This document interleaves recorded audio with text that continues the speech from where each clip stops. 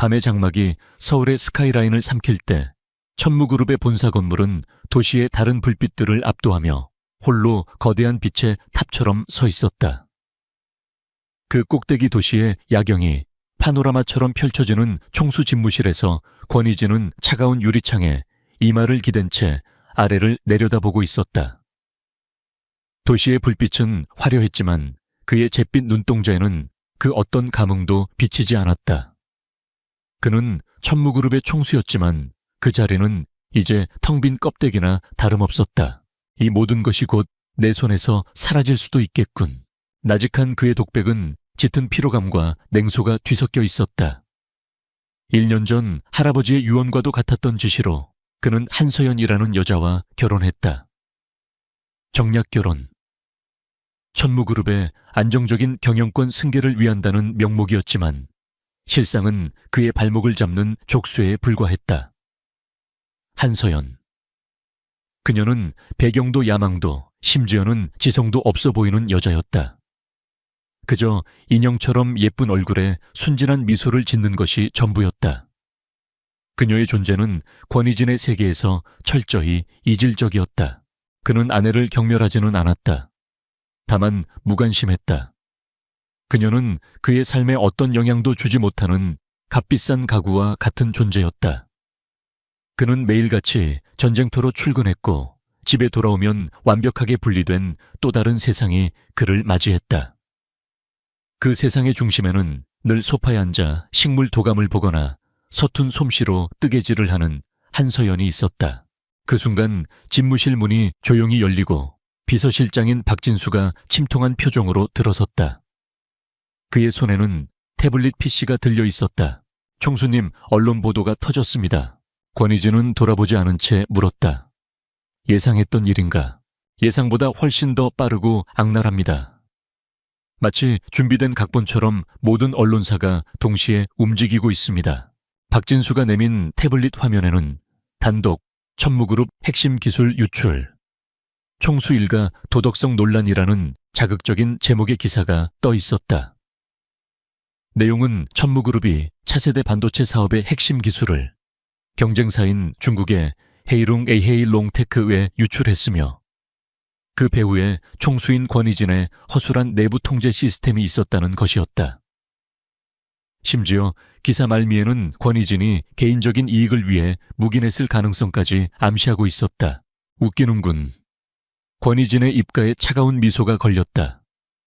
내부 통제 시스템은 6개월 전 권민혁 부회장이 직접 재편한 것이지 않나. 권민혁.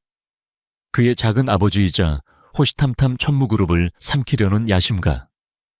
그는 언제나 인자한 미소 뒤에 날카로운 발톱을 숨기고 있었다. 이번 일 역시 그의 작품이라는 것을 권희진은 본능적으로 알 수 있었다. 그들이 제시한 증거는 총수님 개인 서버에서 유출된 것으로 보이는 데이터 로그 파일입니다. 완벽하게 조작되었지만 일반인이 보기에는 진짜처럼 보일 겁니다. 지금쯤 주주들은 패닉에 빠졌을 겁니다. 박진수의 말대로였다. 천무그룹의 주가는 개장과 동시에 폭락하기 시작했다. 비상이사회가 소집되었고 권희진은 성난 이사들 앞에서 자신을 변호해야 했다. 하지만 권민혁이 준비한 함정은 너무나도 정교했다. 모든 증거가 그를 가리키고 있었고 그의 해명은 공허한 외침처럼 들릴 뿐이었다. 회의는 권민혁의 의도대로 흘러갔다. 그는 비통한 표정으로 조카를 질책하며 회사의 명운이 걸린 이 시점에서 특단의 조치가 필요하다고 역설했다. 이 모든 의혹이 해소될 때까지 권희진 총수는 모든 직무에서 배제되어야 합니다.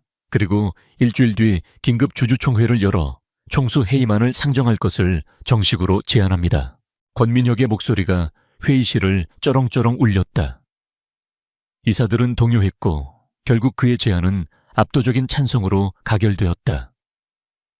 권희진은 차가운 눈으로 자신을 향해 승리의 미소를 짓는 권민혁을 마주보았다.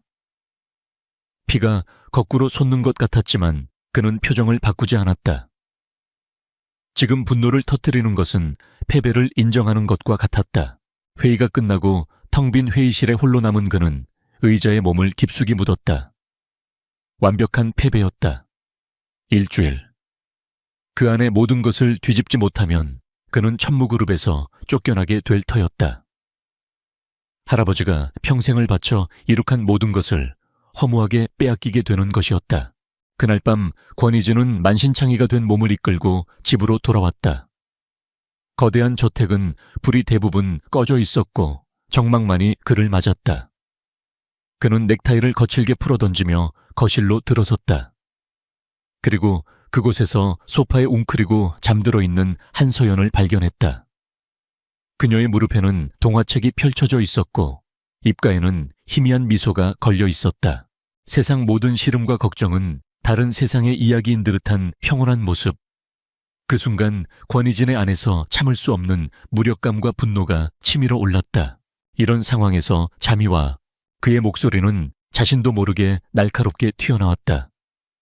잠결에 뒤척이던 한서연이 천천히 눈을 떴다.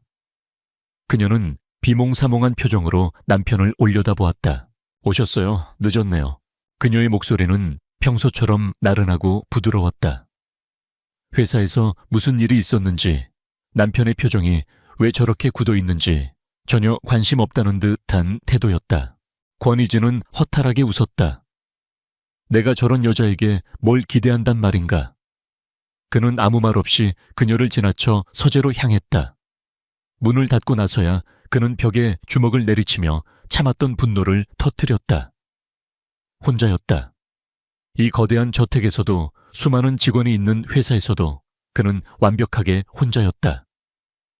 믿었던 측근들은 권민혁의 편으로 돌아섰고 남은 이들은 힘이 없었다.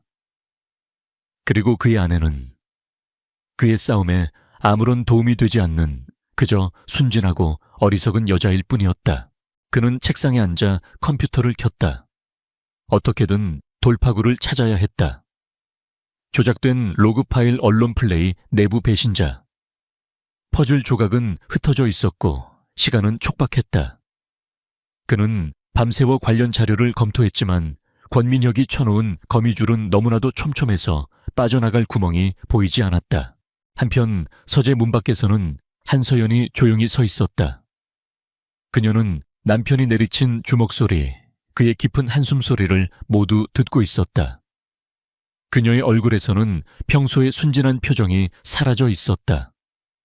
대신 그 자리에는 차가운 이성과 날카로운 분석력이 깃든 전혀 다른 사람의 눈빛이 번뜩이고 있었다. 그녀는 조용히 자신의 방으로 돌아왔다. 그녀의 방은 다른 가구는 거의 없이 거대한 책장과 심플한 침대, 그리고 창가에 놓인 평범한 노트북 한 대가 전부였다. 그녀는 노트북을 열었다.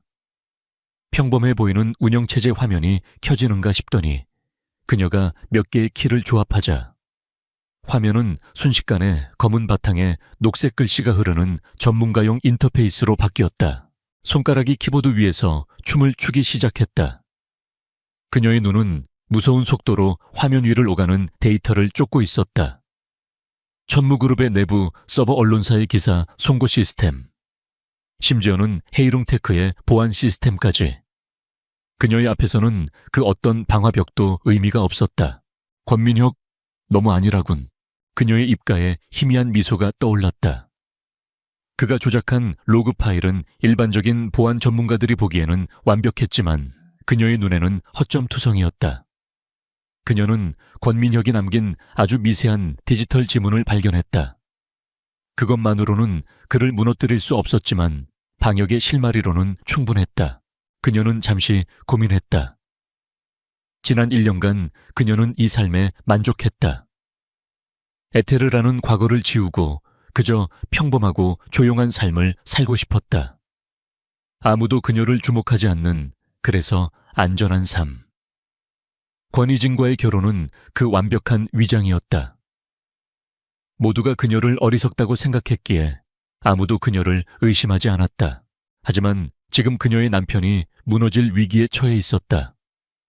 계약으로 맺어진 관계일 뿐이라고 스스로에게 되뇌었지만 지난 1년간 그가 묵묵히 자신을 지켜준 최소한의 배려를 그녀는 알고 있었다. 그는 그녀를 귀찮아했지만 결코 무시하거나 학대하지 않았다. 그는 그녀에게 안전한 울타리를 제공해 주었다. 최소한의 빚은 갚아야지. 그녀는 새로운 코드를 짜기 시작했다. 권민혁이 심어놓은 거짓 증거의 핵심을 교묘하게 비트는 아주 작은 데이터 조각. 그것을 익명의 이메일로 권희진에게 보냈다. 직접적인 증거가 아니라 그가 스스로 진실을 찾아갈 수 있도록 이끄는 작은 불빛이었다. 이것은 경고였다. 그리고 동시에 보이지 않는 전쟁의 서막을 알리는 신호탄이기도 했다. 그녀는 전송 버튼을 누르고 노트북을 덮었다. 그리고 다시 아무것도 모르는 순진한 아내의 얼굴로 돌아와 침대에 누웠다. 다음날 새벽 밤샘 작업에 지쳐 잠시 눈을 붙였다. 깬 권희진은 자신의 개인 메일함에 도착한 의문의 메일 한 통을 발견했다. 발신자는 추적이 불가능한 가상 주소. 제목도 내용도 없었다. 오직 암호화된 파일 하나만이 첨부되어 있었다. 극도의 경계심으로 그는 파일을 열었다. 그 안에는 그가 몇 시간 동안 찾아 헤매도 발견하지 못했던 조작된 로그 파일의 시간 기록 값에 존재하는 미세한 불일치를 지적하는 단 한 줄의 코멘트가 적혀 있었다. 그것은 마치 칠흑 같은 어둠 속에서 발견한 한 줄기 빛과도 같았다. 권희진의 눈이 가늘어졌다. 칠흑 같은 절망 속에서 발견한 한 줄기 빛. 하지만 그 빛이 구원의 횃불일지 아니면 더 깊은 함정으로 유인하는 유령의 불꽃일지는 알 수 없었다. 그는 의심이 많은 사람이었다. 특히 지금처럼 사방이적인 상황에서는 더욱 그랬다. 이것이 권민혁의 또 다른 계략일 가능성을 배제할 수 없었다. 자신에게 희망을 심어준 뒤 그 희망을 이용해 더 큰 나락으로 떨어뜨리려는 수작일 수도 있었다. 그는 즉시 사내 최고의 보안 전문가들로 구성된 비밀 TF팀을 소집했다. 그들은 권희진이 회장으로 취임한 직후 직접 선발한 그가 유일하게 신뢰하는 인물들이었다.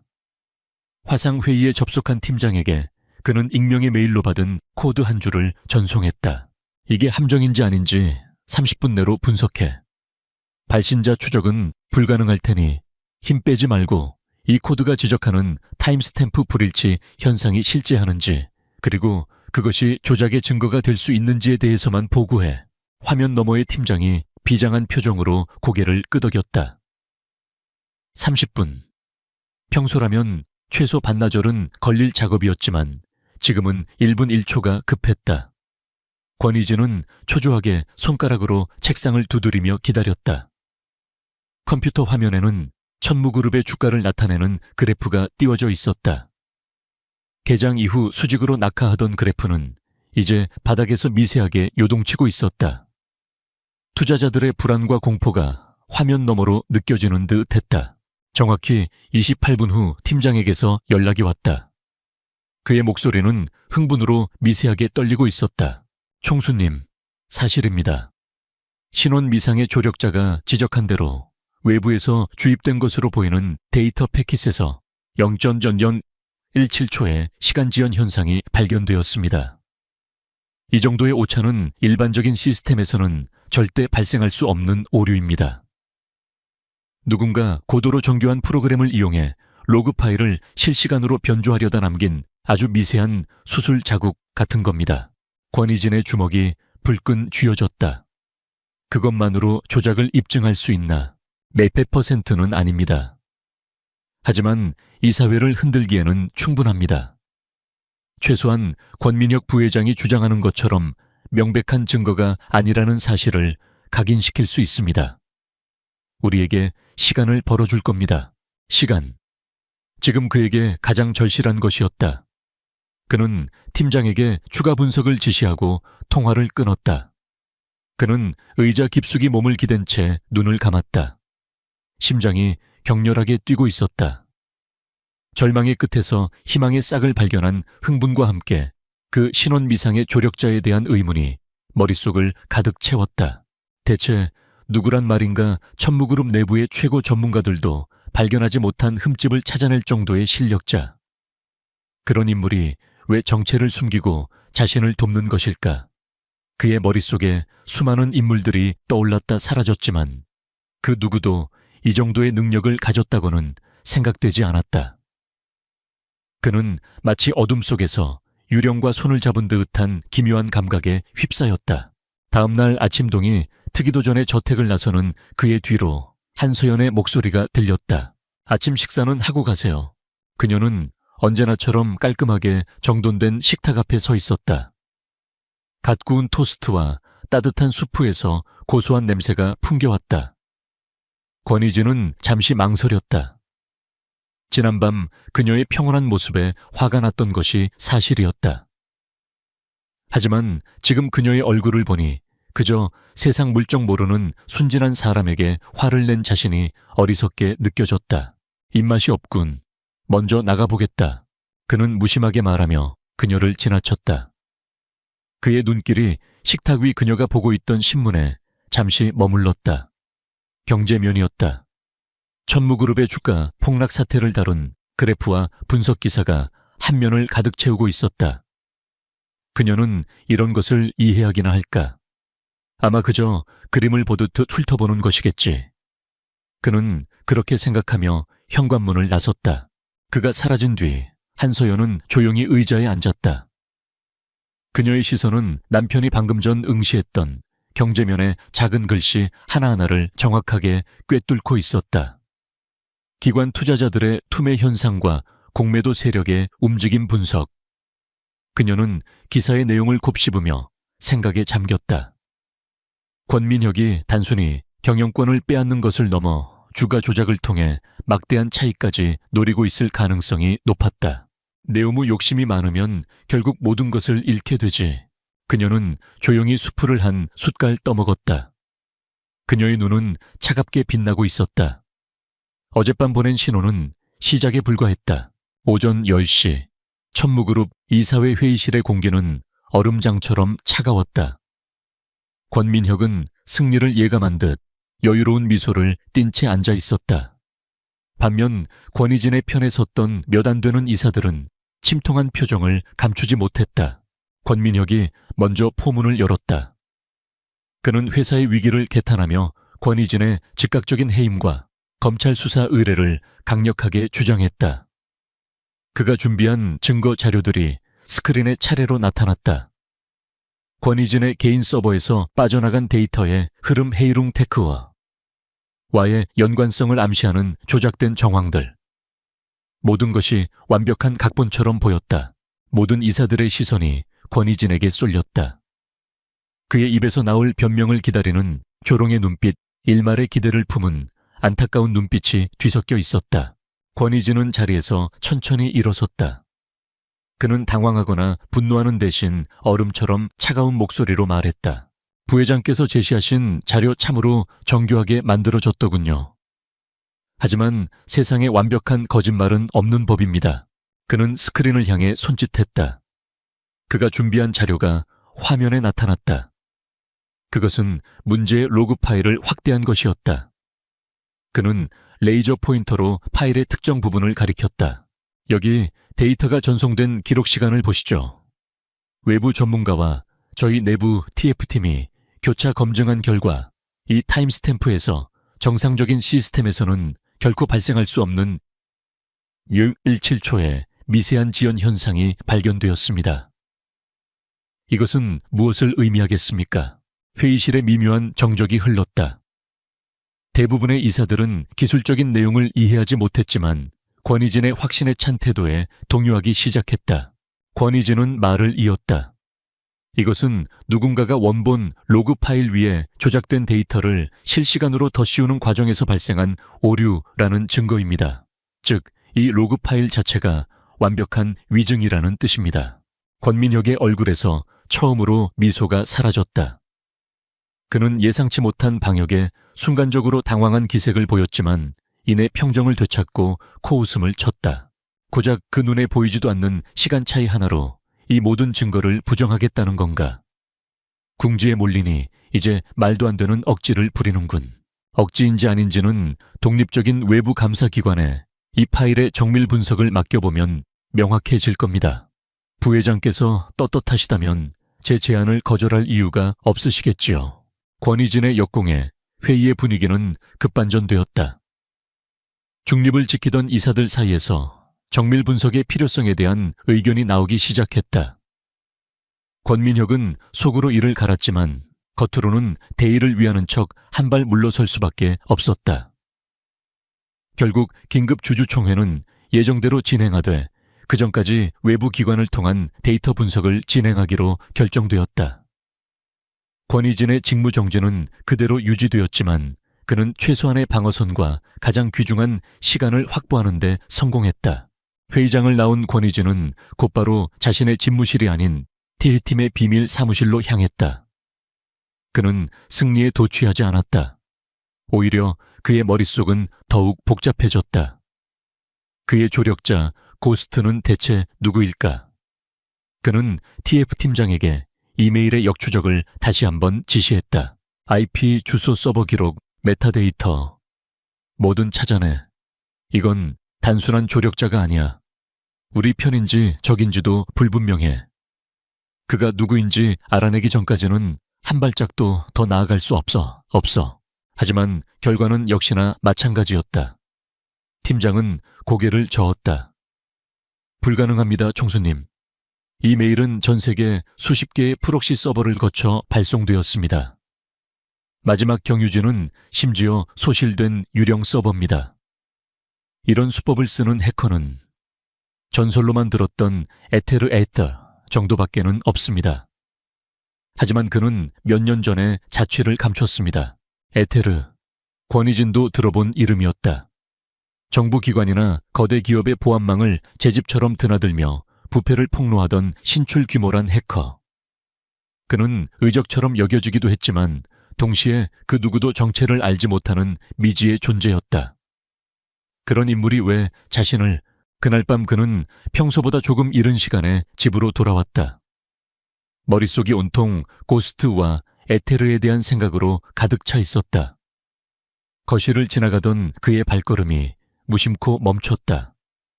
한서연이 소파에 앉아 TV를 보고 있었다.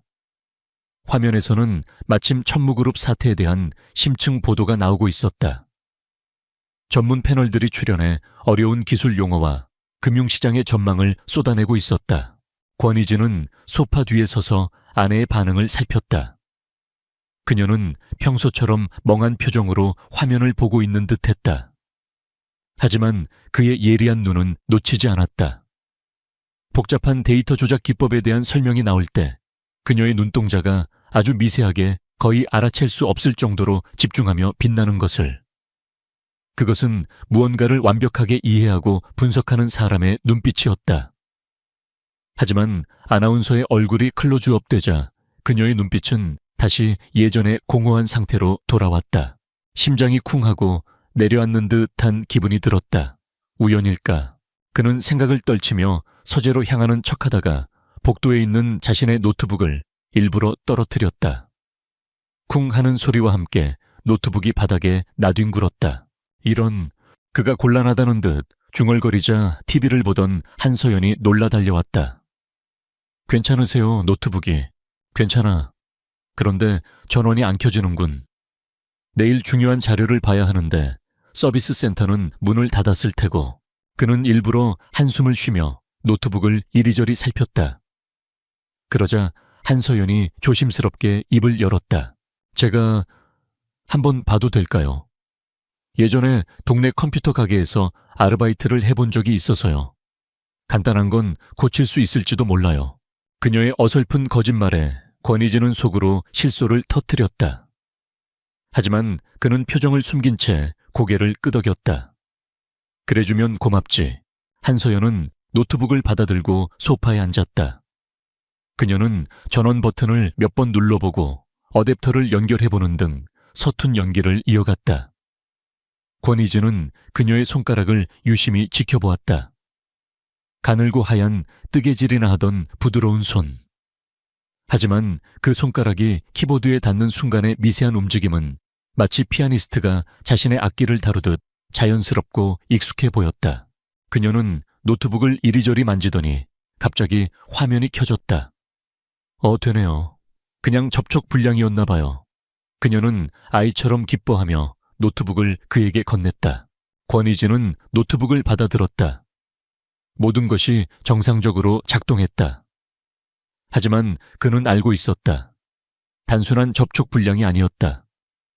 그가 떨어뜨리기 직전 일부러 시스템 파일 하나를 손상시켰기 때문이었다.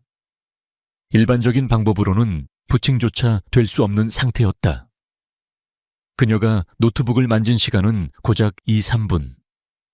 그 짧은 시간에 그녀는 안전 모드로 부칭해 시스템 파일을 복구한 것이 틀림없었다. 전문가라도 최소 10분 이상 걸릴 작업이었다. 그는 아내를 바라보았다. 그녀는 다시 아무것도 모른다는 순진한 얼굴로 TV를 향해 미소 짓고 있었다. 그 순간 권희진의 머릿속에서 전혀 다른 두 개의 이미지가 충돌했다. 자신을 구해준 미지의 천재 해커 고스트, 그리고 눈앞에 어리숙하고 순진한 아내 한서연. 말도 안 되는 생각이었다. 하지만 한번 피어오른 의심의 씨앗은 걷잡을 수 없이 자라나기 시작했다. 그는 자신의 서재로 돌아와 벽에 걸린 거대한 그림 뒤에 숨겨진 모니터를 켰다. 저택 곳곳에 설치된 보안 카메라 화면이 나타났다. 그는 거실을 비추는 화면을 확대했다. 화면 속 한서연은 여전히 소파에 앉아 있었다. 그는 생각했다. 과연 그녀의 진짜 모습은 무엇일까? 권민혁의 집무실은 그의 취향을 그대로 보여주는 공간이었다. 고풍스러운 마호가니 책상과 가죽 소파 벽에는 유명 화가의 추상화가 걸려 있었다. 모든 것이 질서정연하고 값비쌌지만 그 안에는 사람의 온기라고는 느껴지지 않는 냉기가 흘렀다. 그리고 지금 그 냉기는 분노로 인해 더욱 얼어붙고 있었다. 한 오차 때문에 내 계획이 틀어졌단 말인가. 그가 집어던진 크리스털 잿더리가 벽에 부딪혀 산산조각 났다. 파편이 사방으로 튀었지만 그의 앞에 고개를 숙이고 서 있는 보안팀장은 감히 움직일 생각도 하지 못했다. 죄송합니다, 부회장님.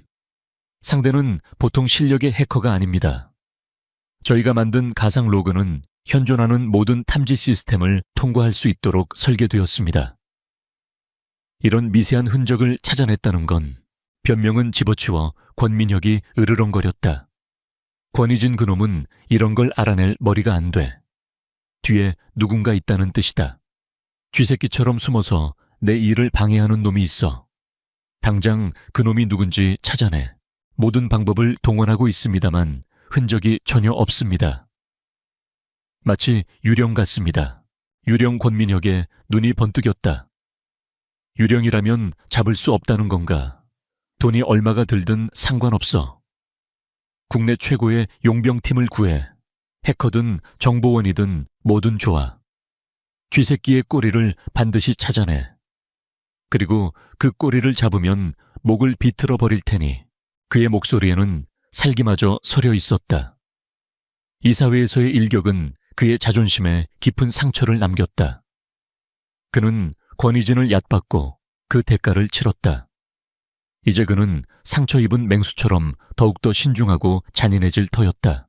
한편 권희진은 자신의 사무실이 아닌 TF팀의 비밀 아지트에서 또 다른 전쟁을 시작하고 있었다. 그는 더 이상 수동적으로 고스트의 도움을 기다리지 않기로 했다. 그 미지의 조력자가 정말 자신의 아내 한서연이 맞다면 그는 그것을 확인해야만 했다. 그리고 만약 그렇다면 그녀를 수면 위로 끌어내어 자신의 편으로 만들어야 했다. 그날 밤 그는 서류 뭉치를 잔뜩 들고 집으로 들어왔다. 한서연은 거실 카펫에 앉아 컬러링북을 색칠하고 있었다. 아이들이나 할 법한 놀이에 열중하는 그녀의 모습을 보니 낮 동안 품었던 의심이 어리석게 느껴질 정도였다. 그는 일부러 그녀가 들을 수 있도록 크게 한숨을 쉬며 서재로 들어갔다. 그리고 문을 활짝 열어둔 채 책상에 앉았다. 그의 모니터 화면에는 복잡한 수식과 기호로 가득 찬 암호화 알고리즘이 떠 있었다. 그것은 천무그룹의 차세대 보안 시스템의 핵심이었지만 특정 부분의 비효율성 문제로 개발팀 전체가 몇 주째 골머리를 앓고 있는 난제였다. 그는 일부러 전화기를 들어 TF팀장과 통화했다. 그래, 아직도 해결책이 안 보이나 크라켄 알고리즘의 연산 속도를 30% 이상 끌어올리지 못하면 이번 프로젝트는 실패야. 해외에서 전문가를 초빙하든 밤을 새우든 어떻게든 방법을 찾아봐. 그는 일부러 크라켄 알고리즘이라는 키워드를 반복해서 언급했다. 그리고 통화를 마친 뒤 관련 내용이 담긴 보고서를 들고 서재를 나왔다. 그는 거실을 지나며 마치 실수인 척 보고서를 소파 테이블 위에 떨어뜨렸다. 아, 이런. 그는 서류를 대충 줍는 신용을 하다가 가장 핵심적인 내용이 담긴 페이지 몇 장을 그대로 남겨두고 방으로 올라갔다. 피곤해서 먼저 쉬어야겠군. 그의 등 뒤로 컬러링북에 집중하던 한서연의 시선이 아주 잠깐 테이블 위에 남겨진 서류를 향했다. 그녀의 입가에 누구도 눈치채지 못할 희미한 미소가 스쳐 지나갔다. 미끼를 던졌구나. 그날 밤 권희진은 침대에 누웠지만 잠을 이룰 수 없었다. 그는 숨을 죽인 채 아래층의 기척에 귀를 기울였다. 1시간, 2시간, 아무런 소리도 들리지 않았다. 그가 잘못 짚은 것일까 역시 말도 안 되는 상상이었을까. 실망감이 밀려올 때쯤 그는 보안 카메라 앱을 통해 거실을 확인했다. 그리고 그의 심장이 멎는 듯 했다. 한서연이 소파에 앉아 있었다. 그녀는 테이블 위에 서류를 들고 무서운 속도로 페이지를 넘기고 있었다. 그녀의 눈은 더 이상 텅 비어 있지 않았다. 그 안에는 고도의 지성이 번뜩이고 있었고 복잡한 알고리즘을 한눈에 꿰뚫어 보는 듯한 날카로움이 서려 있었다. 잠시 후 그녀는 서류를 내려놓고 자신의 방으로 조용히 사라졌다. 다음 날 아침 권희진이 막 출근하려 할 때 그의 개인 비서에게서 다급한 연락이 왔다. 총수님, TF팀에서 연락 왔습니다. 크라켄 알고리즘 문제의 해결책을 찾았다고 합니다. 뭐라고 그는 일부러 놀란 척 되물었다. 어젯밤 저희 팀이 주로 활동하는 한 화이트 햇 해커 포럼의 비공개 게시판에 익명의 유저가 글을 올렸다고 합니다. 내용은 단 한 줄, 양자 얽힌 모델을 적용한 병렬 연산 시뮬레이션. 처음에는 다들 헛소리인 줄 알았는데 혹시나 해서 시뮬레이션을 돌려보니 연산 속도가 무려 50%나 향상되었다고 합니다. 이건 혁명입니다. 권희진은 전화를 끊고 거실을 돌아보았다. 한서연은 주방에서 콧노래를 부르며 아침 주스를 갈고 있었다. 그녀는 남편의 시선을 느끼고는 해맑게 웃으며 손을 흔들었다. 직접 해결해주지 않고 단서만 던져준다. 나를 시험하는 건가? 아니면 아직 경계하는 건가? 그는 그녀에게 다가가 말했다. 오늘 저녁 시간 괜찮나? 한서연은 놀란 듯 눈을 동그랗게 떴다. 그가 먼저 저녁 약속을 잡은 것은 결혼 후 처음이었다. 네네, 괜찮아요. 그럼 집에서 먹지. 내가 일찍 들어오도록 하지. 그의 말은 평소와 같았지만 그 안에는 미묘한 변화가 있었다. 그것은 나는 당신이 한 일을 알고 있다는 무언의 메시지였다. 한서연은 그 의미를 알아챘다. 그녀는 미소를 지으며 고개를 끄덕였다. 알았어요. 맛있는 거 준비해 놓을게요. 그들의 조용한 전쟁은 2라운드에 접어들었다. 권희진은 다음 시험 문제를 준비했다. 이번에는 기술이 아닌 재무와 관련된 것이었다. 권민혁이 수년간 조성해온 비자금의 흐름. TF팀이 아무리 추적해도 결정적인 증거를 찾지 못하는 교묘한 자금 세탁의 경로였다. 그는 관련 회계장부를 집으로 가져왔다. 그리고 이번에도 거실 테이블 위에 보란듯이 펼쳐놓고 머리를 감싸주며 괴로운 척 연기했다. 대체 돈이 어디로 사라진 거야? 이 장부상으로는 완벽한데. 그는 한서연이 들으라는 듯 중얼거리며 서재로 들어갔다. 다음 날 아침 그가 식탁에 앉았을 때 그의 앞에 놓인 것은 토스트가 아니라 따끈한 김치찌개였다. 그리고 그 옆에는 한서연이 펼쳐놓은 요리책이 있었다. 초보자를 위한 집밥 레시피 100일. 김치찌개 페이지가 펼쳐져 있었고 재료 목록 옆에 연필로 쓴 메모가 보였다. 두부 1모 대파 1단, 청양고추 3개. 참, 스위스 바실리스크, 은행 계좌번호 401 2 3금쿠슘. 페이지 288도 확인해 볼 것. 그리고 고춧가루 2스푼, 권희진은 숨을 멈췄다. 스위스 바실리스크 은행. 철저한 비밀주의로 유명한 검은 돈의 소굴. 그리고 계좌번호 페이지 288. 그가 어제 보고 있던 회계장부의 페이지였다. 그는 고개를 들어 아내를 보았다. 그녀는 아무것도 모른다는 얼굴로 밥을 그릇에 퍼 담고 있었다. 어제 밤새 머리 아파하시는 것 같아서요. 아침에는 얼큰한 게 좋잖아요. 장난기 섞긴 하지만 모든 것을 알고 있다는 듯한 눈빛. 그 순간 권희진은 웃음을 터뜨렸다. 그동안 그를 짓누르던 모든 압박감과 고독함이 한순간에 녹아내리는 듯 했다. 그는 더 이상 혼자가 아니었다. 세상에서 가장 강력하고 가장 미스터리한 동맹군이 바로 그의 곁에 있었다. 그는 요리책을 슬쩍 덮었다. 찌개 냄새가 좋군. 오늘 저녁도 기대하겠어. 그의 말에 한서연이 활짝 웃었다. 그들의 계약 결혼에 처음으로 온기가 돌기 시작했다. 그것은 사랑이나 연민이 아니었다. 공동의 적을 앞에 둔 두 명의 전략가가 나누는 끈끈한 동지애와 지적인 교감이었다. 그날 저녁 그들은 정말로 함께 저녁 식사를 했다. 평소라면 숨막히는 침묵이 흘렀을 식탁 위로 처음으로 대화가 오갔다. 물론 그 대화는 날씨나 음식 맛 같은 지극히 평범한 것들이었다. 이 찌개 정말 맛있군. 비법이라도 있나? 비밀이에요. 우리 집안 대대로 내려오는 레시피거든요. 그녀가 눈을 찡긋하며 대답했다. 우리 집안 대대로 내려오는 비밀이라는 말은 그녀 자신의 정체에 대한 은유처럼 들렸다. 권희진은 더 이상 그녀를 떠보거나 시험하지 않았다. 대신 그는 자신의 계획을 그녀에게 들려주기 시작했다. 물론 직접적으로 말하지는 않았다. 그는 마치 혼잣말을 하듯 혹은 뉴스에 대한 감상을 말하듯 중얼거렸다. 권민혁 부회장이 다음 주에 홍콩에서 비밀 회동을 한다더군. 새로운 투자자를 만나는 모양이야. 홍콩은 야경이 아름답죠. 특히 빅토리아 피크에서 보는 야경은 최고래요. 그녀의 대답은 엉뚱했지만 권희진은 그 의미를 알아들었다. 그 회동을 들여다볼 수 있다는 뜻이었다. 그들의 기묘한 동맹은 그렇게 시작되었다. 말 한마디 없이도 눈빛과 은유만으로 서로의 의도를 파악하고 완벽한 호흡으로 움직이는 두뇌 게임. 권희진은 전면에 나서서 권민혁을 교란하고 시선을 끄는 역할을 맡았다. 그리고 한서연은 그림자 속에서 보이지 않는 손이 되어 적의 심장부로 파고들었다. 그는 밤마다 서재에서 그녀가 보내오는 단서들을 조합해 방역의 무기를 만들었다. 그리고 그녀는 그의 행보를 보며 다음 공격 지점을 계산했다. 두 사람 사이에는 팽팽한 긴장감과 함께 기묘한 신뢰가 쌓여가고 있었다. 권희진은 매일같이 한서연의 새로운 모습에 감탄했다. 그녀는 더 이상 그에게 어리석고 순진한 아내가 아니었다. 그의 유일한 희망이자 승리의 열쇠를 쥔 비밀 병기였다. 권민혁은 더 이상 미소 짓지 않았다.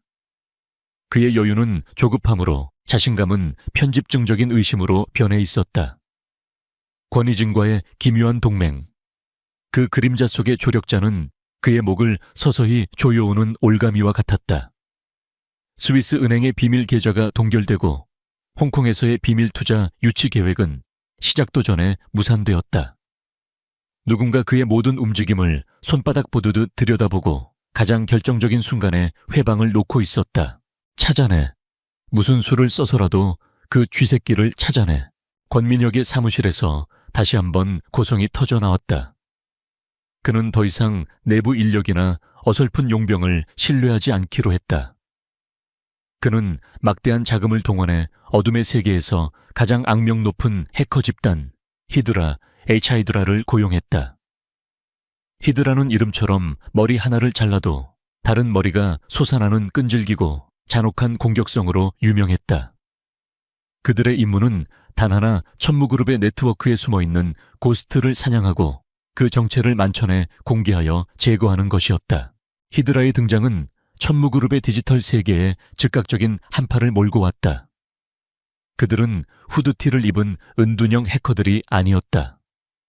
잘 차려입은 정장에 냉정한 표정을 한 마치 월스트리트의 M&A 전문가들처럼 보이는 이들이었다. 그들은 천무그룹의 서버실 하나를 통째로 접수하고 그곳을 그들의 사냥을 위한 작전 통제실로 만들었다. 수십 개의 모니터가 번쩍이고 키보드 소리가 쉴 새 없이 울려 퍼졌다. 히드라는 도착과 동시에 천무그룹의 모든 데이터 흐름을 감시하는 거대한 디지털 그물을 펼쳤다. 그들의 방식은 교묘함보다는 압도적인 힘에 가까웠다. 의심스러운 IP는 모조리 차단했고 주요 임원들의 통신 기록을 감청했으며 곳곳에 교묘한 허니팟을 설치해 침입자를 유인했다. 천무그룹의 네트워크는 순식간에 보이지 않는 전쟁터로 변했다. 그 시각저택의 조용한 방 안에서 한서연은 노트북 화면을 응시하고 있었다. 그녀의 눈썹이 미세하게 찡그려졌다. 평온하던 그녀의 바다에 거대한 상어떼가 나타난 것이다. 그녀는 히드라의 존재를 즉시 감지했다. 그들의 움직임은 거칠고 오만했지만 그 속에는 고도로 훈련된 전문가들의 체계적인 조직력이 있었다. 드디어 본 게임을 시작할 생각인가 보군 권민혁. 그녀의 손가락이 키보드 위를 스치듯 움직였다. 지난 몇 년간 그녀는 에테르로서의 삶을 봉인해두었다. 하지만 지금 사냥개가 그녀의 영역을 침범했다. 더 이상 그림자 속에 숨어 단서만 던져주는 소극적인 방식으로는 이길 수 없었다. 그녀는 잠들어 있던 전설을 깨워야만 했다. 전쟁은 히드라의 선제 공격으로 시작되었다. 그들은 권희진의 최측근인 박진수 비서실장을 첫 번째 타겟으로 삼았다. 박 실장의 개인 이메일로 긴급 보안 업데이트라는 제목의 피싱 메일을 보냈다. 메일에 첨부된 파일을 실행하는 순간 그의 컴퓨터는 히드라의 소나귀에 떨어지게 될 터였다. 하지만 그 메일이 박 실장의 메일함에 도착하기 0.1초 전 보이지 않는 손이 그것을 가로챘다.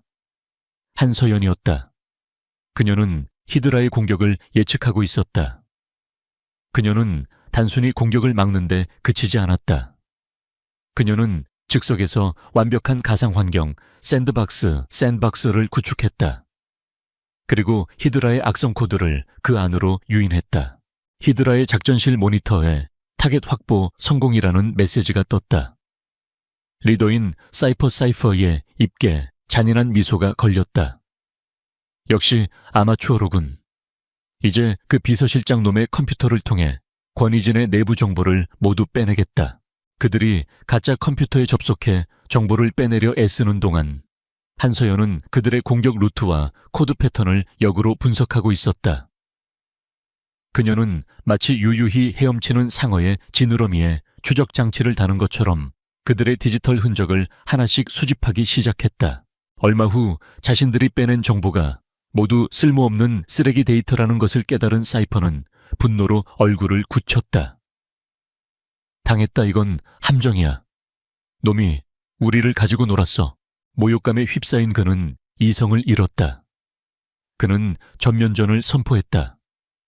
전 병력 총공격 개시 천무그룹 메인 서버에 과부하를 일으켜라. 시스템 전체를 마비시켜서라도 그 쥐새끼를 끄집어내겠다. 수백만 개의 데이터 패킷이 좀비 PC들을 통해 동시다발적으로 천무그룹의 서버를 향해 날아들었다. 거대한 해일처럼 몰려드는 DDoS 공격이었다. 서버실에 경고음이 미친 듯이 울려 퍼졌고 트래픽 그래프는 수직으로 치솟았다. 이것은 한서연에게도 엄청난 위기였다. 정면으로 방어하는 것은 불가능했다. 하지만 그녀의 얼굴에는 당황한 기색이 없었다. 오히려 그녀의 눈은 더욱 차갑게 빛나고 있었다. 그녀는 키보드에 손을 얹고 눈을 감았다. 그녀의 머릿속에는 거대한 데이터의 흐름이 그려지고 있었다. 힘에는 힘으로 맞서는 것이 아니다. 흐름을 이용하는 것이다. 그녀는 방어벽을 세우는 대신 오히려 문을 열었다. 그리고 히드라의 공격 패킷들이 서버의 특정 노드로 쏟아져 들어오도록 유도했다. 사이퍼는 그녀가 방어를 포기했다고 생각하고 비웃었다. 하지만 그것은 유도술의 고수가 상대의 힘을 역이용하는 것과 같은 원리였다. 한서연은 그 특정 노드에 제기 루프, 리커시브 룹 함정을 파놓았다. 들어온 공격 신호가 빠져나가지 못하고 무한정으로 자기 자신을 호출하며 맴돌게 만든 것이다. 그리고 그 루프의 출구를 바로 히드라 자신의 서버로 연결해버렸다. 순간 히드라의 작전실에서 경고음이 터져 나왔다. 팀장님, 이상합니다. 우리 쪽 서버 트래픽이 폭주하고 있습니다. 뭐라고? 우리 공격이 왜 우리에게 돌아오는 거야? 그들이 쏘아보낸 수백만 개의 공격 패킷이 부메랑이 되어 자신들의 심장부로 되돌아오고 있었다.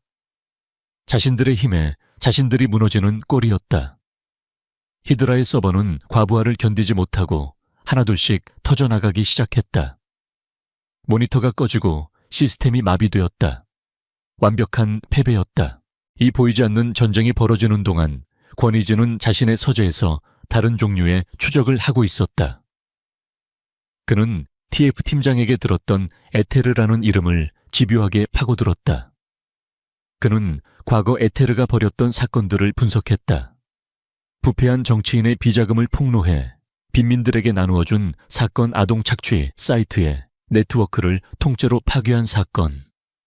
그의 방식은 언제나 우아하고 흔적을 남기지 않았으며 결코 사적인 이익을 취하지 않았다. 고스트의 방식과 놀라울 정도로 흡사했다. 그의 머릿속에서 조각난 퍼즐들이 맞춰지기 시작했다. 최고 수준의 해킹 실력, 익명성, 그리고 정의를 추구하는 방식. 그가 한서연에게서 보았던 아주 작은 단서들. 경제 뉴스를 볼 때에 눈빛 노트북을 고치던 능숙한 손놀림. 요리책에 적힌 암호 같은 메시지. 이 모든 것이 하나의 가능성을 가리키고 있었다. 하지만 그 가능성은 너무나 비현실적이어서 그는 애써 고개를 저었다. 바로 그 순간 그의 휴대폰이 울렸다. TF 팀장이었다. 그의 목소리는 흥분과 경외감으로 가득 차 있었다. 총수님, 방금 끝났습니다. 정체불명의 조력자가 히드라를 완벽하게 격퇴했습니다. 그리고 그가 남긴 메시지를 발견했습니다. 권위진의 화면에 TV 팀장이 보내온 파일이 떴다. 그것은 히드라의 시스템 메인 화면에 남겨진 디지털 서명이었다. 우아한 필기체로 쓰인 알파벳 A, 그리고 그 주위를 감싸는 안개 같은 문양. 에테르, 전설 속의 그 시그니처가 맞습니다. 우리를 돕고 있는 것은 정말로 에테르였습니다. 온몸에 소름이 돋았다. 하지만 그것이 끝이 아니었다. 거의 동시에 권민혁 측의 보안실장에게서 익명의 제보인 척 접근한 TF 팀원으로부터 또 다른 파일이 도착했다. 히드라가 시스템이 마비되기 직전 간신히 캡처한 에테르의 웹캠 이미지 조각이었다. 화질은 끔찍할 정도로 깨져 있었지만 형체는 알아볼 수 있었다. 방의 한 구석 심플한 원목 책상, 그리고 키보드 위에 놓인 하얀 손, 그리고 그 뒤에 벽에 걸린 작고 푸른 추상화. 권위진은 자리에서 벌떡 일어났다. 저 그림, 그는 정확히 알고 있었다. 그것은 한서연의 침실벽에 걸려있는 그녀가 유일하게 혼수로 가져온 그림이었다. 모든 조각이 하나의 그림으로 맞춰지는 순간 그의 머릿속에서 거대한 종이 울리는 듯했다. 천재 해커 고스트, 전설적인 의적 에테르, 그리고 그의 어리숙하고 순진한 아내 한서연. 세 개의 이미지가 겹쳐지며 하나의 완벽한 진실을 만들어냈다. 그는 아무 말 없이 TF팀과의 통신을 끊었다. 그는 서재를 나와 복도를 걸었다. 모든 것이 비현실적으로 느껴졌다. 그의 발걸음이 한서연의 침실 문 앞에서 멈췄다. 그는 천천히 손을 들어 올렸다. 세상을 바꿀 수도 있는 진실이 저 문 너머에 있었다. 한서연의 침실 문 앞에 선 권위진은 거대한 폭풍의 눈 한가운데에 서 있는 듯한 기분이었다. 문 하나를 사이에 두고 그의 세계는 송두리째 뒤바뀔 준비를 하고 있었다.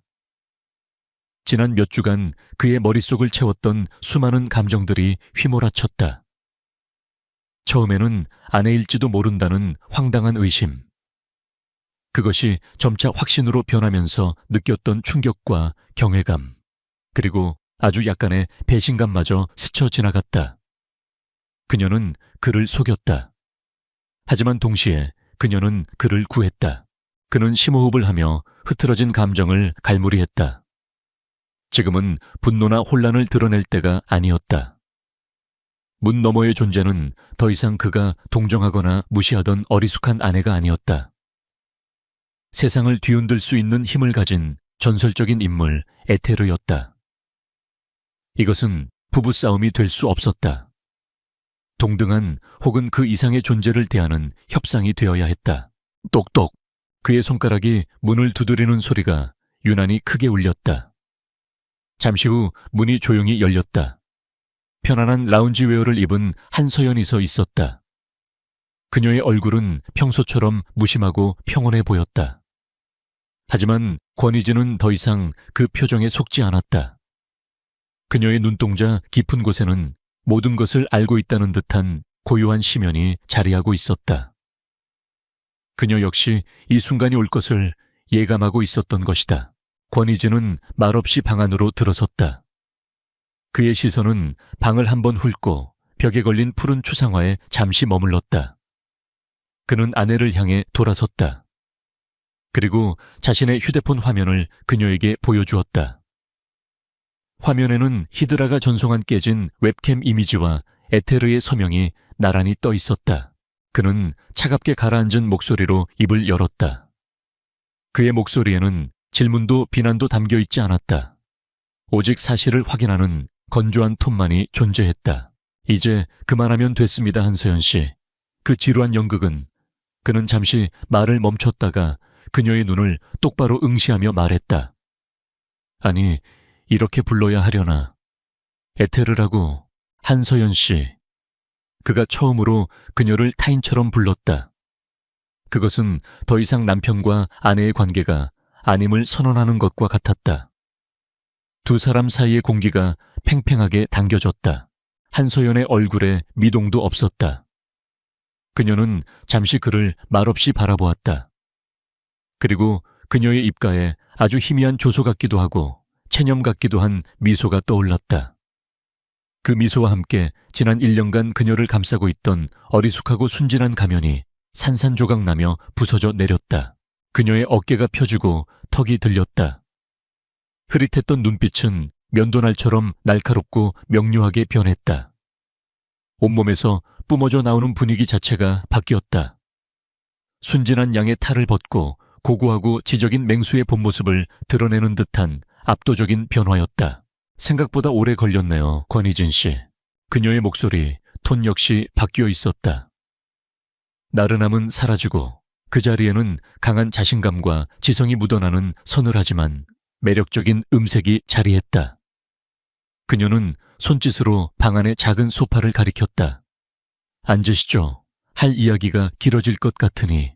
순식간에 방의 주도권은 그녀에게로 넘어갔다. 권희진은 잠시 멈칫했지만 이내 그녀가 가리킨 소파에 앉았다.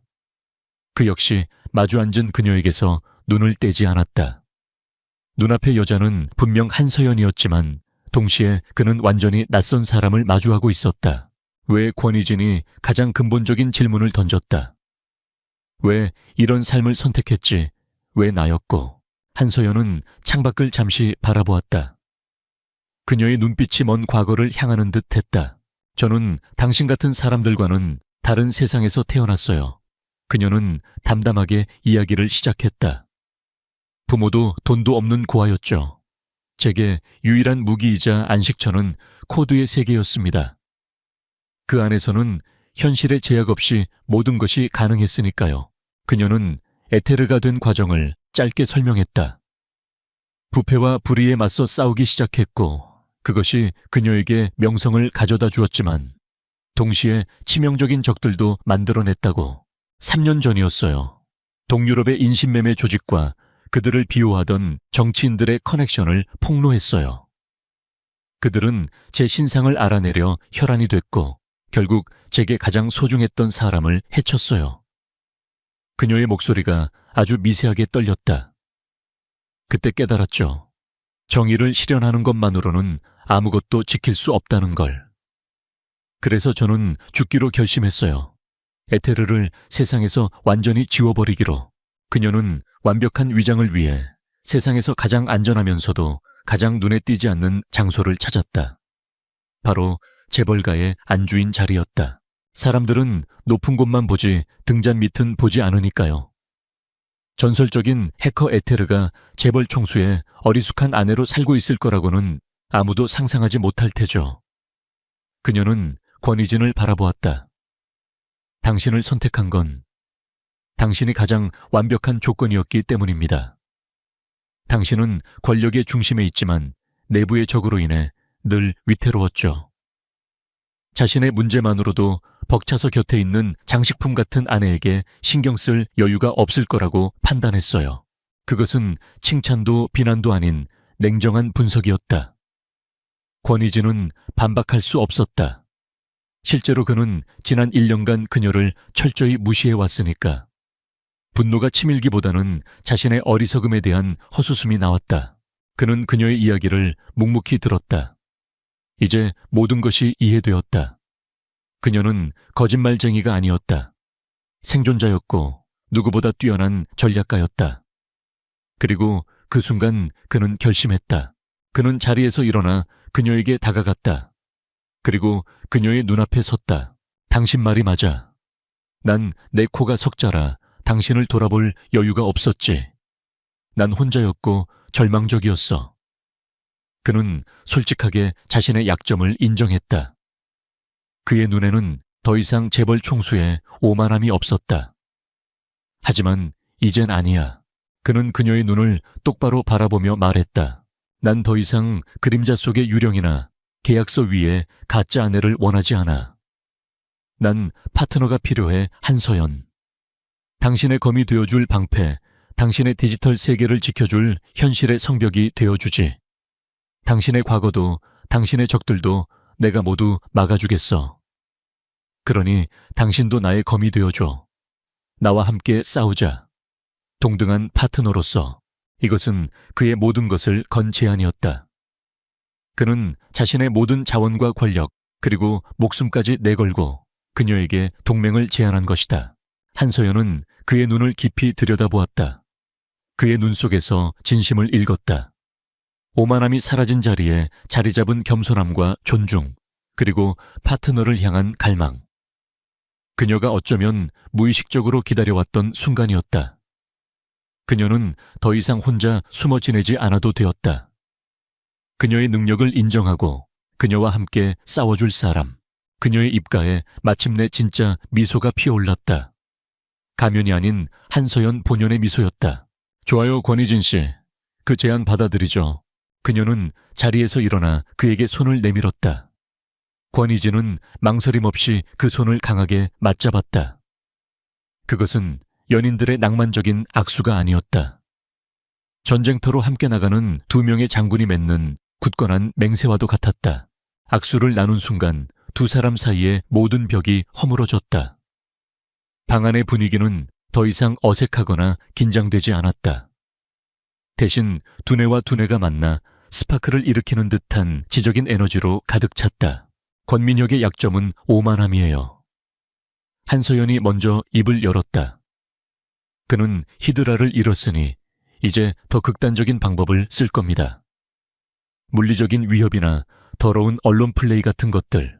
그가 손쓸 수 없도록 그가 가진 모든 돈줄과 인맥을 끊어버려야 해. 권희진이 즉시 받았다. 그의 비자금 루트는 당신 덕분에 파악했어. 이제 남은 건 그가 불법적으로 매수한 우리 쪽 사람들을 가려내는 일이야. 문제없어요. 한서연의 눈이 빛났다. 제게 하루만 주세요. 천무그룹 내부 통신망 전체를 훑어서 그와 접촉한 모든 내부자의 목록을 만들어드리죠. 권희진은 그녀를 자신의 서재로 이끌었다. 그는 벽에 스크린을 켜고 천무그룹의 내부 조직도를 띄웠다. 한서연은 자신의 노트북을 스크린에 연결했다. 복잡한 코드와 데이터들이 화면 위를 폭포수처럼 흘러내리기 시작했다. 그들은 밤이 깊어가는 줄도 모르고 함께 전략을 세웠다. 한 사람은 거시적인 판세를 읽고 정치적인 수를 계산했고, 다른 한 사람은 미시적인 데이터의 흐름을 분석하고 적의 약점을 파고들었다. 마치 오랫동안 손발을 맞춰온 파트너처럼 그들의 생각은 완벽하게 맞물려 돌아갔다. 권위진은 스크린에 비친 두 사람의 모습을 보았다. 나란히 서서 하나의 적을 노려보는 모습. 더 이상 외로운 총수와 어리숙한 아내가 아니었다. 세상을 상대로 전쟁을 선포한 가장 강력한 팀의 모습이었다. 그들의 진짜 이야기는 이제 막 시작되고 있었다.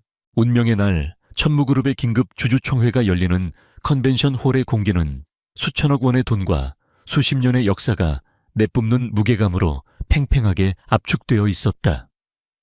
수백 명의 주주와 투자자, 그리고 그들의 운명을 취재하기 위해 몰려든 기자들의 카메라 플래시가 쉴 새 없이 터졌다. 단상 위 거대한 테이블을 사이에 두고 두 명의 권씨가 앉아 있었다. 한쪽은 승리를 확신하는 자의 여유로운 미소를 띤 권민혁, 다른 한쪽은 폭풍 전야의 고요함처럼 무표정한 얼굴의 권위진이었다. 권민혁은 오늘을 위해 모든 것을 걸었다. 히드라의 실패 이후 그는 더 이상 디지털 세계의 싸움에 미련을 두지 않았다. 대신 그는 자신이 가장 잘하는 것, 즉 돈과 권력, 그리고 인간의 탐욕을 이용한 여론몰이와 정치 공작에 집중했다. 그는 막대한 자금을 뿌려 주요 언론사들을 매수했고 권위진의 리더십에 대한 부정적인 기사를 연일 쏟아냈다. 또한 그는 천무그룹의 핵심 이사 몇 명을 비밀리에 포섭하여 주주총회에서 자신에게 유리한 증언을 하도록 판을 짜놓았다. 모든 것이 그의 각본대로 완벽하게 흘러가고 있었다. 주주 여러분, 그리고 이 자리에 계신 모든 분들께 무거운 마음으로 말씀드립니다. 총회의 시작과 함께 의장석에 앉은 권민혁이 비통한 표정으로 먼저 입을 열었다. 그의 영예는 아카데미 나무 주연 상감이었다. 그는 천무그룹이 창사 이래 최대의 위기에 직면했음을 역설하며 그 모든 원인이 현 총수인 권위진의 무능과 도덕적 해이에 있다고 목소리를 높였다. 거대한 스크린에 그가 준비한 자료들이 나타나기 시작했다. 권위진이 총수로 취임한 이후 하락한 일부 사업부의 실적 그래프 익명의 내부 고발자가 제보했다는 형식의 인터뷰 영상, 그리고 기술 유출 혐의와 관련하여 검찰에 제출된 교묘하게 편집된 증거 자료들. 존경하는 주주 여러분, 우리는 언제까지 저 젊고 미숙한 총수가 우리 모두의 재산을 갉아먹는 것을 지켜만 보고 있어야 합니까? 지금이야말로 천무그룹의 미래를 위해 결단을 내릴 때입니다. 권민혁의 선동적인 연설에 장내가 술렁이기 시작했다. 그가 매수한 이사들이 차례로 일어나 권위진을 비난하는 발언을 쏟아냈다. 분위기는 완전히 권민혁에게로 기울었다. 권위진은 마치 사형 선고를 기다리는 죄수처럼 보였다. 모든 시선이 권위진에게 쏠렸다. 그가 어떤 변명을 할지, 어떻게 무너질지를 기대하는 눈빛들이었다. 권위진은 마이크 앞에 천천히 섰다. 그는 장내를 한번 둘러본 뒤 나직하지만 힘있는 목소리로 말했다. 작은 아버지의 연설 참으로 감명 깊게 들었습니다. 마치 한 편의 잘 짜인 연극을 보는 것 같군요. 그의 차분한 목소리에 웅성거리던 장내가 순간 조용해졌다. 하지만 연극은 연극일 뿐 진실이 될 수는 없습니다. 권위진은 스크린을 향해 손짓했다. 지금부터 제가 보여드리는 것은 연극이 아닌 사실입니다. 바로 그 순간 저택의 서재에 홀로 앉아있던 한서연의 손가락이 키보드 위에서 춤을 추기 시작했다. 그녀의 앞에는 수십 개의 창이 동시에 떠 있었고 그녀의 눈은 그 모든 데이터의 흐름을 하나의 거대한 그림처럼 꿰뚫어 보고 있었다. 권위진의 말이 그녀에게 보내는 신호였다. 이제 반격의 시간이었다. 주주총회장의 거대한 스크린이 지지직거리며 잠시 암전되었다. 권민혁 측 기술팀이 당황하여 시스템을 복구하려 했지만 그들의 통제권은 이미 빼앗긴 뒤였다. 잠시 후 화면이 다시 켜졌을 때 나타난 것은 권민혁이 준비한 자료가 아니었다. 화면에 처음 나타난 것은 스위스 바실리스크 은행의 로고였다. 그리고 곧이어 권민혁이라는 이름으로 개설된 비밀 계좌의 상세 거래 내역이 화면을 가득 채웠다. 천문학적인 금액의 입출금 내역과 그 돈이 흘러들어간 유령 회사들의 목록이 적나라하게 펼쳐졌다. 장내에 경악의 탄성이 터져 나왔다. 권민혁의 얼굴이 하얗게 질렸다. 이건 조작이야. 말도 안 되는 음해다. 그가 소리쳤지만 그의 목소리는 다음 화면에 묻혀버렸다.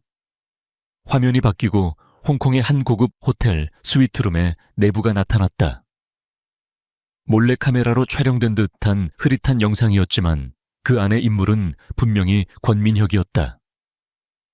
그는 중국 헤이룽테크의 임원들과 마주 앉아 무언가 밀담을 나누고 있었다. 천무의 차세대 기술은 내가 총수가 되는 즉시 넘겨주겠소. 그 대가로 당신들은 내 지분을 확보하는데 자금을 지원해 주시오. 권민혁 자신의 목소리가 컨벤션 홀 전체에 울려 퍼졌다.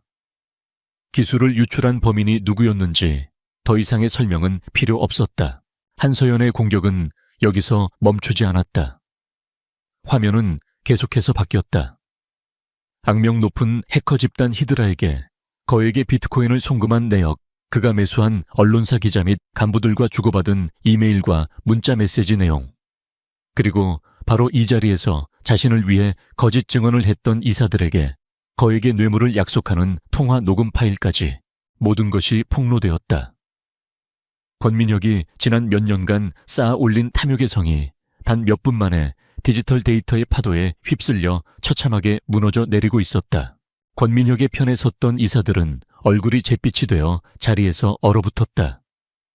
기자들은 넋을 잃고 있다가 이내 정신을 차리고 미친 듯이 카메라 셔터를 눌러댔다.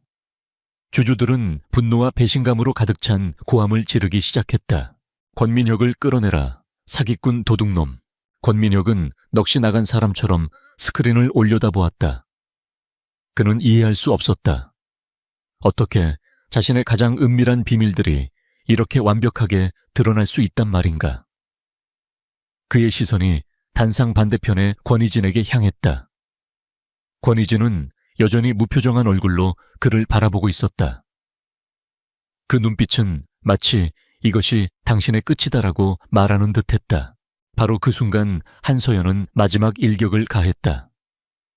그녀는 방금 전 스크린에 띄웠던 모든 증거 자료들을 압축하여 대한민국의 모든 주요 언론사와 검찰 금융감독원의 서버로 동시에 전송했다.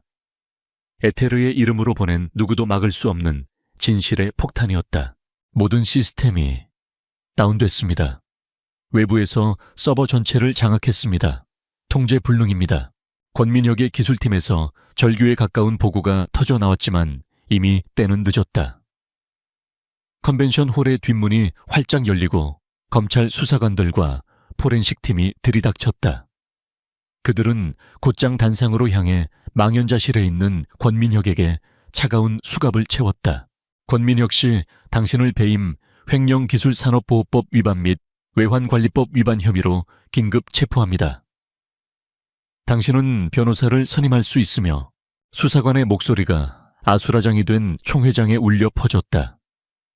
권민혁은 아무런 저항도 하지 못한 채 무력하게 끌려나갔다. 평생을 바쳐 쌓아 올린 모든 것이 신기루처럼 사라지는 순간이었다. 모든 소란이 정리된 후 권희진은 다시 마이크 앞에 섰다. 그는 잠시 눈을 감았다. 머릿속으로 집 서재에 홀로 앉아있을 아내의 모습을 그렸다. 그녀가 없었다면 이 승리는 불가능했다. 그는 눈을 뜨고 충격과 혼란에 빠진 주주들을 향해 말했다. 그의 목소리에는 승자의 오만함 대신 무거운 책임감이 묻어 있었다.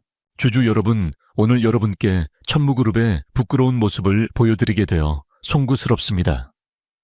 하지만 썩은 부인은 도려내야 새살이 돋는 법입니다.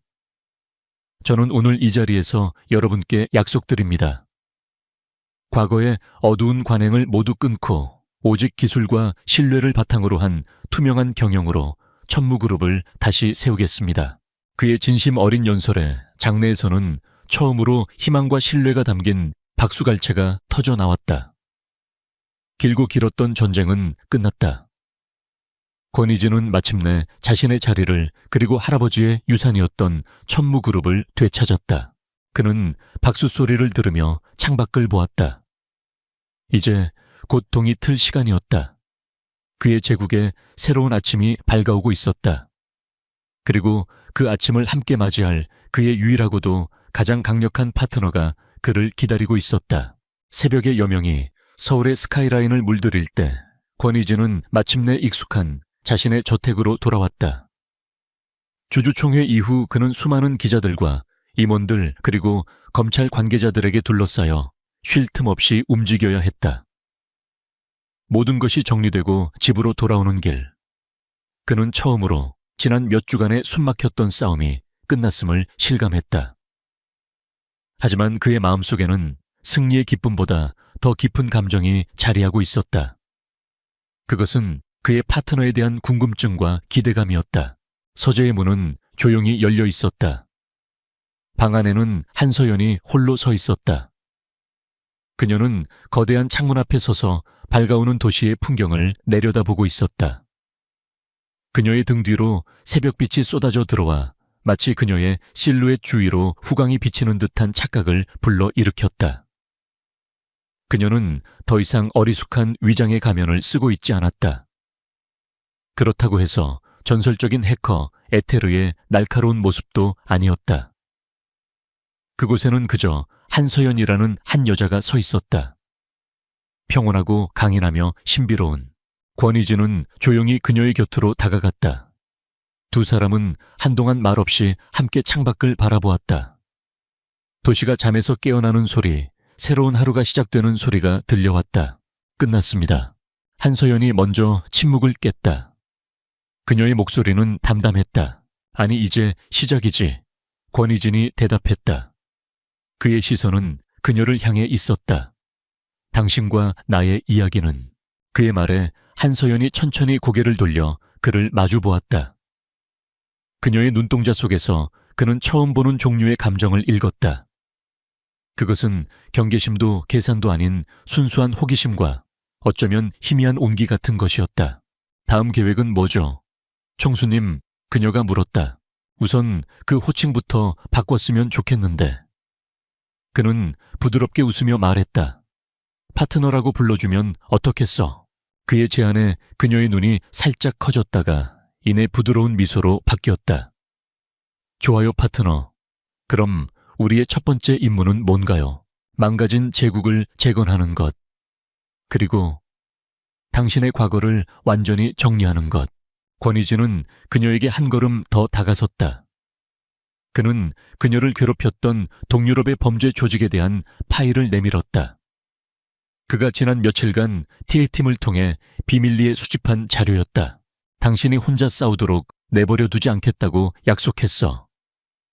그들은 더 이상 당신을 위협하지 못할 거야. 내가 그렇게 만들 테니. 그의 눈빛은 확고했다. 그는 더 이상 그녀를 자신의 목적을 위한 도구로 생각하지 않았다. 그녀는 그가 지켜야 할 사람이자 함께 미래를 만들어가야 할 동반자였다. 한서연은 파일을 받아들고 잠시 말이 없었다. 그녀는 늘 혼자였다. 자신의 안전은 스스로 지켜야 했고 자신의 복수는 스스로 해야 했다. 누군가 자신의 짐을 대신 짊어지겠다고 나선 것은 그녀의 인생에서 처음 있는 일이었다. 가슴속 깊은 곳에서부터 뜨거운 무언가가 차오르는 것을 느꼈다. 그날 이후 천무그룹에는 거대한 변화의 바람이 불었다. 권희진은 총수로서의 강력한 리더십을 발휘했다. 그는 권민혁의 잔당들을 모조리 숙청하고 능력과 청렴함을 기준으로 새로운 인물들을 등용했다. 그의 곁에는 늘 그림자처럼 그를 보좌하는 비공식적인 최고 기술 고문이 있었다. 세상 사람들은 한서연을 여전히 조용하고 내성적인 총수 부인으로 알고 있었지만 천무그룹의 핵심 임원들은 그녀의 진짜 모습을 알고 있었다. 그녀는 더 이상 남편의 서재에서 비밀리에 활동하지 않았다. 그녀는 이사회에 당당히 참석했고 그녀의 날카로운 분석과 미래를 내다보는 통찰력은 그 어떤 전문가보다 뛰어났다. 그녀는 천무그룹의 모든 보안 시스템을 새로 설계했고 인공지능과 빅데이터를 기반으로 한 신사업 전략의 방향을 제시했다. 권희진과 한서연은 완벽한 파트너였다.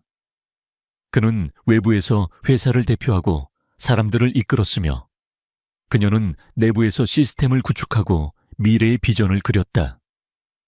사람들은 그들을 태양과 달이라고 불렀다.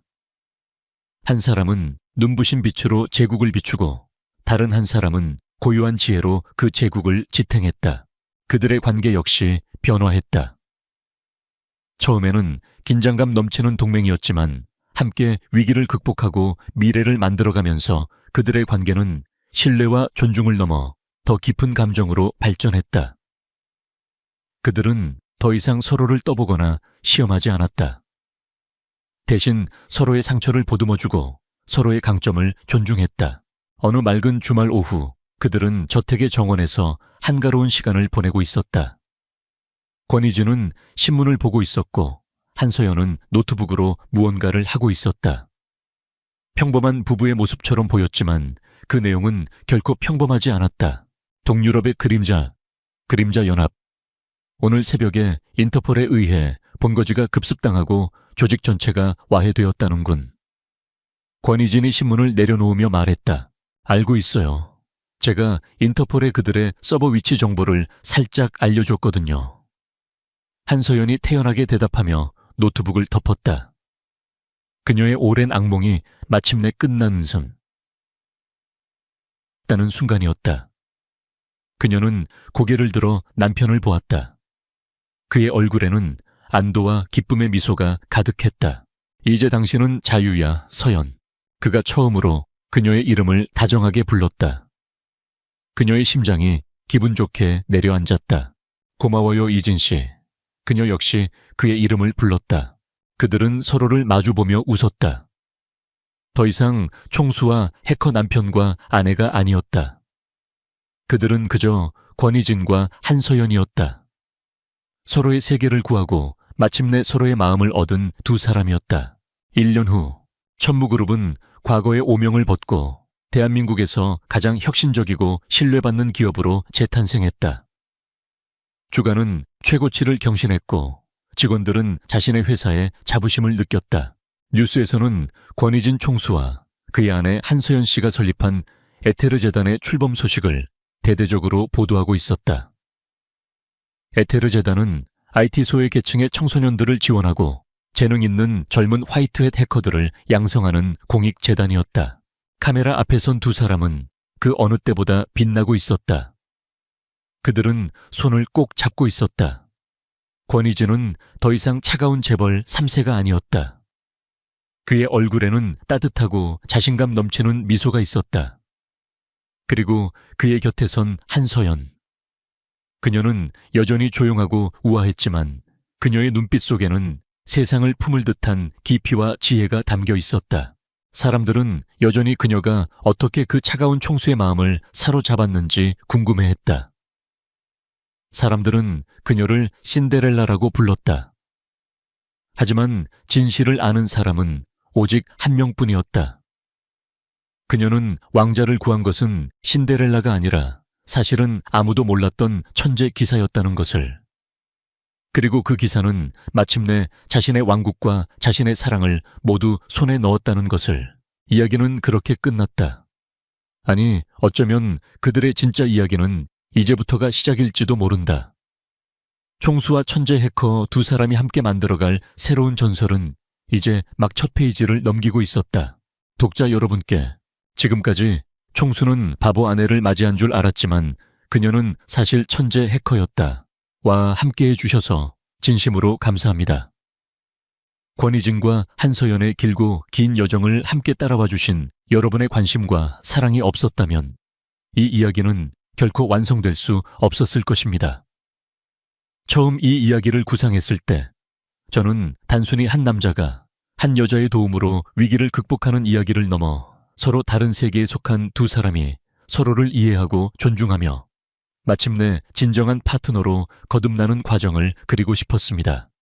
서로의 가면 뒤에 숨겨진 진정한 모습을 발견하고 차가운 계약 관계에서 시작하여 뜨거운 동지애와 사랑을 완성해 나가는 그들의 모습이 여러분의 마음에 작은 울림을 주었기를 바랍니다. 이 이야기는 여기서 막을 내리지만 권희진과 한서연은 그들의 세계에서 계속해서 새로운 역사를 만들어 나갈 것입니다.